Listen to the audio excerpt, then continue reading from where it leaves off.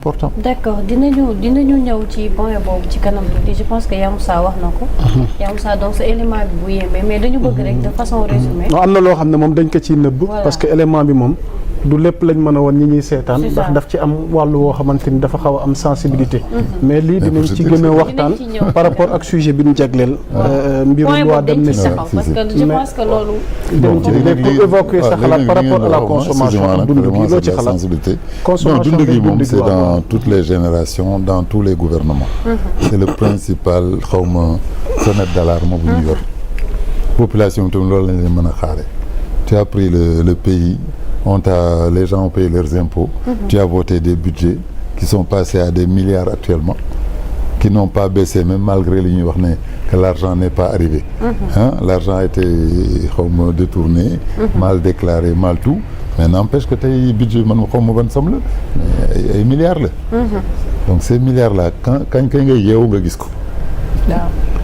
Kañ ngay yeewu nga gis ko. Vous dans les médias qu'est-ce que vous avez vu? Est-ce que vous avez plus de publicité? Est-ce que vous avez pu augmenter le salaire de votre dans la santé nag bi ma gën a xam. nee naa la gisuñu dara mosuñu gis dara. te bu ñu déggee itam ñuy jooy naa les Nations Unies les États-Unis ont arrêté leur aide on va souffrir. On entend que la FMI peut-être va nous bloquer parce qu'il y a eu des malversations ailleurs. Mais on se dit heureusement nag heureusement ñooñu samatuñ fee nekk USAID li ñuy wax ne ay milliards lañ fi doon dugal Trump ne daf koy arrêté man j'ai 36 ans ci médecine mosuma ko gis. mosuma ma gis fu ñu ne jër seringue bi nii gratuit la demal may ko. benn xale buy saxat USAID daan andi. mais du don c'était un système de dépense. De dépense où tous les éléments avaient leur xam nga léegi bu ñu waxee budget gis budget bi ñu génne nii bi mu génn nii. Si vous savez le système qui se met en branle autour de ce budget ñëw fekk c'est la laal yow yaa yor 100 milliards de budget ani sama wàll nga nekk personnalité bu nekk fekk fenn bu mën a dëgg sa tànk sa wàll ngay laajte balaa ministre bu di mën a décider te duñ dem ci ministre bi sax ci finance la ñuy dem directement finance la ñuy dem le budget de la santé qui est sorti là avec xawma des tenues des blouses yi sax dañ koy xëccoo kan mooy defi marché de blouses yi le marché des blouses, le marché des... non, c'est le même système qui est là depuis des milliards d'années c'est des gens qui sont dans l'ombre qu'on ne voit même pas mais qui un jour nga dugg ci benn tailleur ñu ne la way commande hôpital principal bi man lañ ko jox nga dugg feneen ñu ne la commande tenue yi lañ ko jox et c'est les mêmes personnes qui sont là à l'ombre qui font pas ça un budget de ministère mën na génn ba jeex ba ñu ne il faut faire des rallonges mais tu ne vois rien tu ne vois rien changer. Qu'est-ce qui se passe dans l'alimentation ba mënul wàññeeku. Qu'est-ce qui se passe vraiment si on a produit du riz au nord. Si les Casamançais font leur riz et ne le vendent même pas. xam nga Casamance duñu jaay seen ceeb. est-ce que vous êtes au courant. donc ceeb bi ñuy bay Casamance. ñoom duñ ko jaay. Tu as vu des sacs où c'est marqué riz du Waalo xaw ma la. Tu verras jamais du riz marqué riz de Casamance. Justement parce que c'est un mais ñëpp a ngi koy wër. dañ koy ñëpp a ngi koy wër di ko wut. C'est un produit qui n'a pas de conservateur, qui n'est pas dans des bateaux dans lesquels les rats font, excusez-moi le mot pipi. benn camion barque bateau bu jógee Inde di ñëw. nit ñi dañuy ñàkk ni sànni ko ci biir. Le riz là comment il fait pour arriver sans être pourri dans un bateau il y a de l'humidité. ceeb nu muy def ba du àgg ba nga ne tey mën c'est consommable. dañ ciy def ay conservateurs inconnus. yoo xam ne day joxe feebar. ay conservateurs incroyables lañ ciy def. bu ñu demee nag bay certaines populations comprendre que seen production boo xam ne ñoo ko béy ñoo ko def sa engrais naturel. même engrais chimique bi sax dafa nañ ko def. te pourtant sénégalais yu bëri dañuy wax ne ceeb bu non parfumé bi ñuy bañ a lekk di ko togg moo gën mais ñun duñ ko lekk. kan mooy ceeb parfumé déjà. nit ñi ñëpp parfumé la ñuy tey lekk. àjjuma bëgg a rafet def parfum mais looy lekk bu ñu demee ba di ko parfumé loolu foo jëm. waaw mais est-ce que bi ñuy bay fii aussi engrais bi matière bi aussi est-ce que dina baax. parole d'expert la li ngay wax ni honorable Sow mën na def taxaw set riz parfumé léegi lan moo ci particularité signification de ça moo doy waar. lan mooy particularité mais man comme ça lan la moo déggee riz parfumé man sama yaram day daw. parfumé c'est que daa on fait allusion au est-ce que garab mën na sax bay am parfum. non non. riz parfumé de moom yàgg nañu ko wax. non mais ñun ñëpp moom la ñuy togg. pour le vendre plus cher. mooy sax heureusement li may lekk ceeb bëriwul li may lekk ceeb bu xuur ñu kii ko def ci blanchir parfumé ko mais fas yéen baam yi ñoo ko waroon a ceebu normal boo togg jarul parfumé boo béy nii mu normal jarul nga di ko parfumé. benn yàq xel. non je te jure parce que le mot parfumé là est-ce que c'est commercial? Je pense que c'est plutôt commercial. est-ce que da nga ciy dolli dara mu parfumé est-ce que bu ngeen lekk ceeb bu vous rendez compte c'est parfumé waaw. man de mosuma lekk ceeb bi xam ne bii c'est parfumé bële c'est parfumé. mais am na différence quand même parce que ceebu riz parfumé bi wax dëgg yàlla. moo dàq.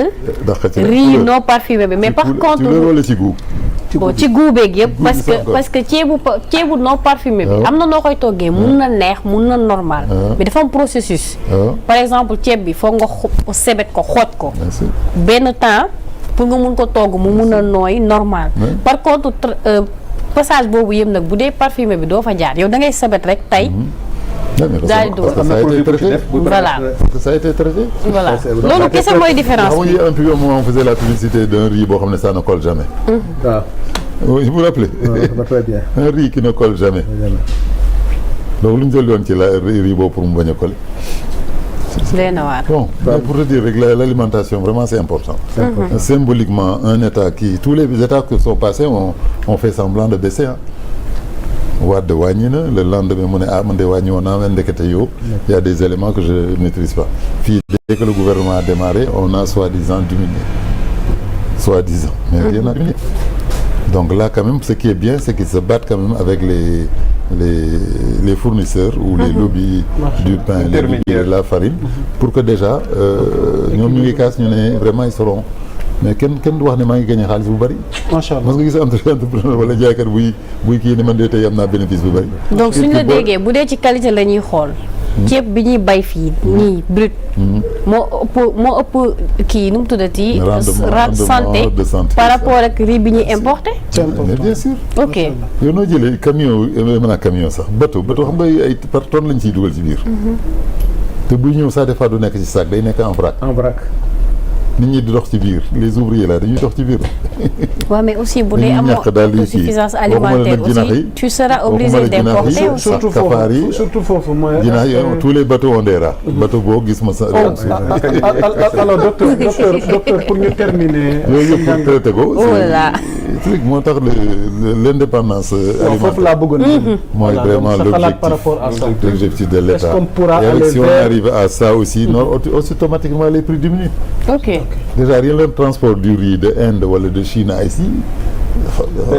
Casamance à Dakar wala da Waalo à Dakar. voilà déjà loolu rek déjà boo ko dindee rek déjà tu es à l'aise. Machallah c'est important. maintenant nag léegi qu'est-ce qu'on entend on a fait la conférence sur l'agriculture on a fait mais qui a cette conférence.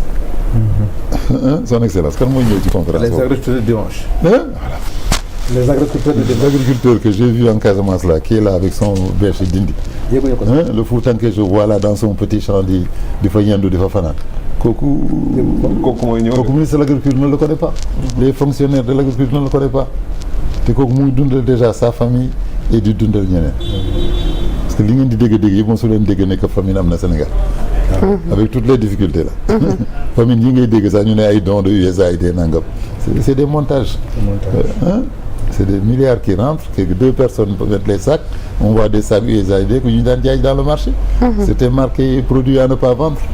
Donc ça aussi c'est xaw ma agro business la xaw ma charité business la am na ñoo xam ne loolu rek mooy sombre jékki-jékki ne tey ren de ndox mi bariwul xaw ma y a eu des inondations les gens vont pas avoir de quoi manger. loolu laa dégg chaque fois ñu ne oui inondation bi amoon daaw dina tax ceeb bi du ñor dugub bi du ñor mais. ok dama lekk mboq bi suur. mais est-ce que am na ay laboratoire aussi yuy saytu lool. Bien sûr, en principe, il y a l'institut alimentaire qui doit tout regarder. Mais au Sénégal li nga naa leen Sénégal dañu toll foo xam ne loo jàng-jàng sa njàng amul njëriñ. Parce que ministre bii war a décider tey que l'avocat là doit faire ça et ça ñaati avocat ñoo fi génne ay juges ñoo fi génne ay lois ñu teg ko de côté. C'est important. Vous comprenez? On a eu les derniers événements là où des juges ont dit que ça on ne doit pas le faire, c'est jugé autrement et ça n'a pas été appliqué. Vous avez vu? Donc yooyu yëpp tamit dans un pays daal tant que la population n'est pas derrière, fait la pression sur les gouvernements en sachant ce qu'il veut duñu dem fenn. Macha allah am na solo, c'est important mu nekk ubbi gu am solo par rapport ak mbirum consommation bi ak li ci xew tey soxna Lalla. Alors honorable Sanu Ndione, alors yow sa appréciation ci acte yi nga xamante ni tey nguur gi nga koy posé allant dans ce sens ci wàllu dund gi rawatina li nga xamante ni moo jëm ci ceeb gi. waaw mais xam nga en prenant en compte docteur mu wax. Quand je l'entends parler dafa ma joxaat juste après le film la Galwaar. Donc dafa mel ni Galwaar laay dëgg quoi. Thierno Ndiaye waaw Galwaar tu as vu. Galwaar qui sensibilise, c'est-à-dire des fois quand tu es un politique tu es meurtri. Tu es meurtri di mu wax fii yëpp noonu ah, c'est des politiques qui ont depuis des années nga xam ne c'est-à-dire est-ce que c'est nous qui révisons le développement. Beneen bi mooy nous sommes des croyants loolu nañu wax. te boo seetloo l'Afrique n'est pas pauvre, c'est nous qui avons appauvri l'Afrique. C'est ça la croyance bu deful résultat rek. résultat donc li mu wax yëpp sur le plan scientifique amul dara sinon rek am na benn émission bu ma demoon benn débat c'était un médecin aussi bi mu commencé wax waaye dañ nekk arrêté parce que bu continuer fii ñun doot ñu lekk vraiment am na information boo koy joxe c'est comme un jour à Paris dañoo am benn waaye bu ñëw ndekk ba nekk ñu teg les yaourt ñuy wax mun na waaye dama dégg ngeen du ngeen lekk mbaam ne ko astafurlah ko pourtant li ndekk ni dafa am mbaam li naan li yaourt bi dafa am mbaam de ah looy wax ni yow sa waay yow da ngay wax nii ma yow tamit ma ne ma ne xool leen gélatine bi gélatine lan la ñu xool mooy gélatine d'animal te am na produit yoo xam ne lu ci bëri c'est des gélatines de porc moo gën a résistant docteur je pense ah. moo gën a moins cher donc yenn yaourt yenn fromage yu bëri tu vois bien. ak yenn gâteau yi boole ci gâteau waaw moo tax docteur bu ko nee di wax rek. da ngay dem finalement en vérité tu as peur que les scientifiques parlent. Les scientifiques parlent parce que c'est ça la vérité ñëpp xam nañu ne mu ngi wax léegi ne effectivement au niveau de la santé c'est vrai que tey l'autosuffisance alimentaire prix dina wàcc mais non di gën a doy waar mooy mais la subvention moom fait plus de 200 milliards 1,2 tonnes de riz importé état war ko subventionné. Jusqu'à quand? C'est-à-dire que. Parce que le débat qui se pose mooy essayer d'aller vers cette sécurité alimentaire. bay dundee parce que le problème boobu ci li ñuy dund. les mesures qu'on a prises là ba dem Inde ba dem au niveau d'Asie pour dindi intermédiaires yi pour que le prix baisse c'est ce que l'État a réussi. Mais ça c'est conjoncturel li moom quand le marché va suba marché bi yéegoon affaire bi yéegaat. day yéegaat waaw. mais donc fi ñu war a jëm mooy des projets structurants mooy di mu wax Sénégal am nañu suuf am nañu naaj am na ndox moo xam ne sax ñun daf ñuy jaaxal. alors que boo demee Europe buy taw gars yi dañuy xool ay bassin naka nañ koy jëlee naka nañ fexe ba def ay bassin de rétention ñu am ndox mu ñu jaaxal te on a besoin de cette eau là te dans les grandes écoles boo demee en Europe le monde africain Sénégal ils sont les meilleurs sont les majors te bu ñu xasee ñëw suñu dëkk c'est comme dafa am bu ñu dindi c'est-à-dire dañu dugg ci benn carcan boo xam ne bon ni nga jëkk xalaat mooy comment marcher comment enrichir donc ce qui fait que Moussa benn solution moo am c'est la souveraineté di nga souveraineté docteur xam na ko c'est la souveraineté quand même pharmaceutique c'est la souveraineté alimentaire moom sa bopp xam sa bopp gëm sa bopp mooy suuf si ñu am ndox mi ñu am tool yi ñu am ñu fexe ba sérieusement c'est pas qu'on a raté un départ parce que ñun avec la colonisation dañoo mos a yaakaar ne et puis sax je m'excuse de le dire bi nekk gën a nekk xale boo jàngee y avait un complexe d'infériorité. dañuy wax yow boo dem métier rek naan ñi wàcc raxasu la ñu. donc yow si nga bëggoon rek mooy nekk un dem nekk dans un bureau. On a toujours pensé que ñun c'est la langue. C'est la langue qui fait la personnalité. Nous on a c'est normal. En début d'indépendance, il fallait une administration, il fallait des écoles et autres. Mais à un moment donné, là où on a raté, Mamadou Dia l'avait dit, moi c'était tourné vers l'agriculture, vers la pêche et autres, mais en même temps vers les métiers. Moi, la première chose que j'ai regretté quand j'ai mis les pieds en France, le monde dit que plombier. Pourquoi jànguma métier. Littérature bi lu may jëriñ. dara. sax da ngay làkk ñoo làkk français. tubaab yi. nga dem j'avais une sœur elle était infirmière ñu koy xëccoo dans les hôpitaux. infirmière ñu koy xëccoo dans les hôpitaux. suñu kii ba moo fa njëkk a am métier. te day liggéey suba ak ngoon. ñu fa nekk di làkk ak tubaab bi du jeex du dem di jàngale ji rek nga mën mais c'est-à-dire que ne là on a raté le départ c'était au niveau des métiers. et au niveau de l'agriculture. Sénégal demoon na ba nekk fi deuxième pays producteur comme d'arachide. am fi ay comment le Sénégal qui produit l'arachide dem amuñu industrie huilerie. mais comment que Sénégal de fruits Casamance. mënu am industrie fruitière. Je m'excuse au niveau de la boisson bi ñu naan yëpp bu la ko docteur waxee dootoo naan boisson. dootoo naan boisson ay parfum la rek ay parfum la on a parfum d'orange parfum nangam.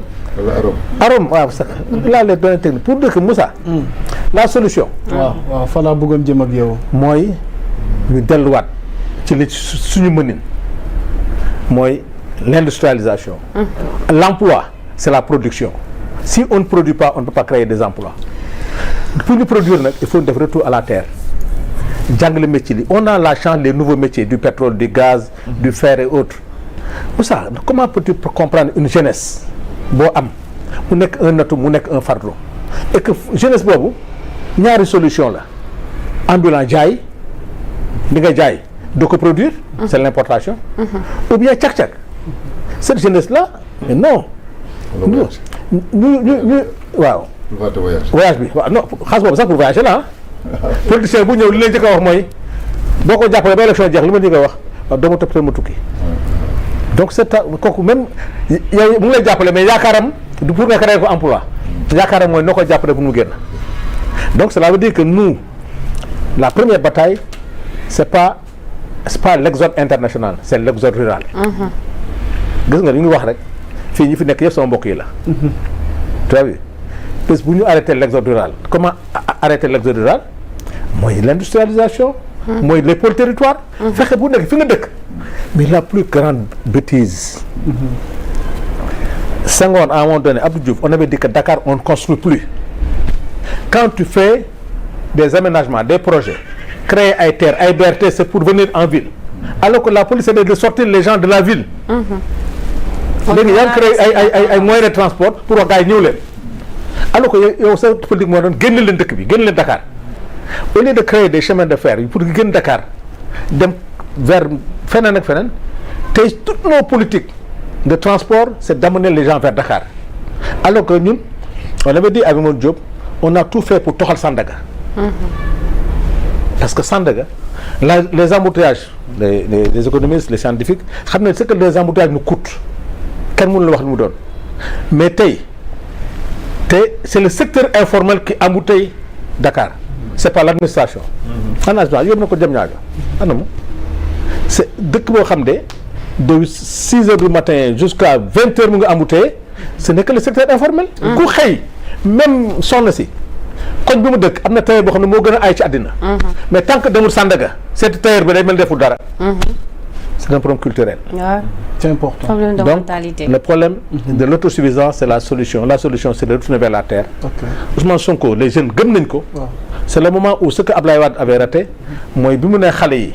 lu mu wax xale yi def ko aujourd'hui ce que Ousmane Sonko président Diomaye doit faire. vous demander est-ce que le nouveau régime est sur la bonne voie. pour actuellement quand j'ai vu le référentiel 2050 bien séquencé fa lañ jëm mais il faut ñu ñeme ko xam nga ñeme ko mooy.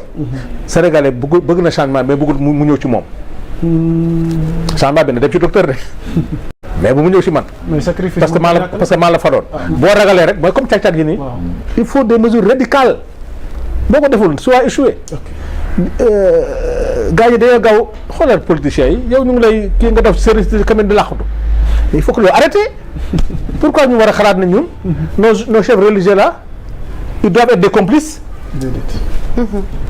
mais ko jabaate mënu weesu loolu yaa nga jël alal lu am kenn jàpp la dañ lay saytu rek nga daw seeti te ñooñu xam seen wax mooy yàlla nee na yonent bi nee na loolu rek nañu leen di tey nag nga def lu bon bu noppi nga daw dafa làqatu ji alors que en vérité tey pour finir suñu bu ñuy wax sëñ Saalum tool yi ngay wax macha allah booy wax secours yi booy wax loolu yëpp lan la tool yi la y a pas de secret man damay dem après parce que moi man ma Kenson quand je travaille réunion danaan ma mais yow xanaa yow murid nga ma ne ko pourquoi moo bale ça ñoom ils ont pensé que ne murid Baye Fall bi mooy liggéeykat bi parce que c'est des modèles économiques c'est que ñun on a jamais eu une politique économique non Sénégal mu sommes une politique économique dañu nekk dans la facilité rek subvention semence yi ñëw engrais yi ñëw sanu ñëw ñu dem benn café ñëw séddoo affaires yi comme docteur ni mooy wax nga jox ma benn marché mais quand le Sénégal va jusqu'à vendre l'hôpital comme le Dantec c'est que tu n'as plus une politique sanitaire yaa ko doon wax léegi amul on n'est pas dans la prévention parce que nous c'est l'émotion yàlla baax na donc vraiment pour vous dire que docteur moi je vous rends hommage c'est que man dama la suivre Sénégal yi ba dañ la suivre moi je dis que on a assisté am na benn femme boo xam ne ndeysaan policiers dañuy song sànni ñu lacrymogène yi xam nga sa bëri doo gisati ndaw si daw waa ji jël ko sànni ko mu dawaat song xale bi ñoo jël xale bi ñëw daanoo moom mu gis ko muy daw dugg ci ambulance sax bi mais après quand tu vois ça comme li ma lay wax keroog ñu ngi ñëw keroog ci oto boobu gars yi taxawoon sama oto la bi ñu taxaw sa boru clinique bi ñoom gii mari yéegee noonu gars yi di dóor lacrymogène ci biir clinique bi avec des malades dinañ ci ñëw père donc pour vous dire que bon c'est la folie, non, c'était pas nous, c'est la folie des autres. C'est la folie des autres, quoi. C'est la folie des autres qui est le problème. Comment un État arriver à ce truc-là? Parce que on a presque plus de courage parce qu'on a subi. Mais ñoo xam ne ñoo ñu war a protéger. Bu ñu demee bay ay malades yu tëdd ñu leen di fekk si leen dóor te on dit qu'on ne tire pas sur une ambulance. Foofu moom génn nañ cadre humanisme. C'est important. Alors Thioune ñu terminer buntu bu njëkk ba jëm ci mbiru consommation bi ak ceeb bi. dégg nga xibaar bi nga xamante ni moo ci daanu ci wàññi wi alors tey ban jàngat lañ ci mën a def surtout que tey débat bi mi ngi mooy subvention ok mais est-ce que war nañ mën a dem vers tey jii ni mën a am une souveraineté alimentaire. waaw bon